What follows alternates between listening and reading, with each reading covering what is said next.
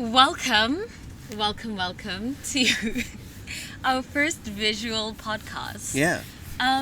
We just thought we'd come out in nature today and just be with nature. Yeah. After our mushroom episode, we just felt like this was necessary, you know? Yeah.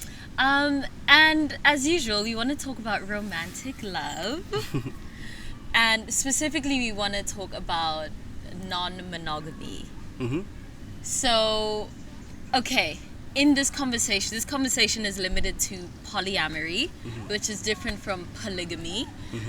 There's all sorts of... Pause real quick. Yeah. Because we can use... I got paranoid I wasn't recording. Okay. I'm recording. Keep going. Okay. Pick up right where you left off. Yeah.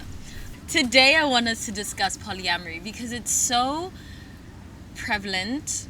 I feel like almost everyone I know is in some sort of polyamorous relationship. You know, we're in New York. It's LA. It's America. You ever wonder how other people, someone in Nebraska being like, no, everyone I know is not in a polygamous, you know what I mean? Yeah. It's no, they're church-going, good, wholesome people. No, I feel you. Unlike these hedonists. But yeah, you're right. In New York and in LA, in 2021. It just seems as if this is the new norm. Yeah.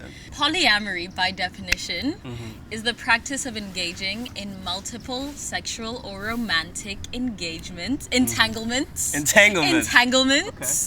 with the consent of everyone involved. So I want to discuss, what does polyamory look like in the context of modern love? Yeah. What does it look like in the context of digital love? Because love has become digitized, and Yeah. we'll talk about that. Yeah. And then I just, in the context of the end of the world, of the apocalypse, and the sustainability of it. Sure. What are your thoughts on polyamory?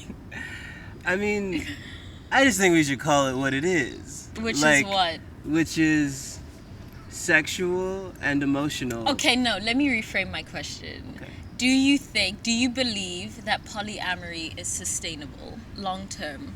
Is it romantically sustainable? Well, okay, let me continue. No, because let's just call it what it is, and that's fine. But let's call it. It's sexual What is it? and emotional hyper-consumerism.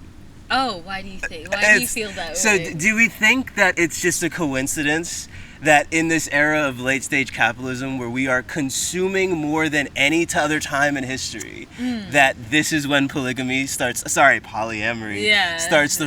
Oh, do not. They're gonna come for me. I don't give a fuck. Do we Yeah. think that's a coincidence? Is that what we're going with right now? There's no connection with our rampant consumerism and the rise of polyamory. Well, I actually think the rise of polyamory is the logical next step after, because we went from monogamy. I think Esther Perel said something along the lines of monogamy used to be one person for life, and today monogamy is one person at a time. So isn't the next logical step that monogamy is 3 people, the next logical step is that monogamy is no more. Yeah. Because after one person at a time, it has to be multiple people at a time, It just seems, and by the way, I know I'm cynical, and I believe in anything that works for anyone. Yeah. It's just I don't see it working for people. What I see do you not see that is working for people? A generation whose focus is completely damaged, whose dedication to each other and what we owe each other is completely damaged. And in that power vacuum, just arising the most convenient ideology ever.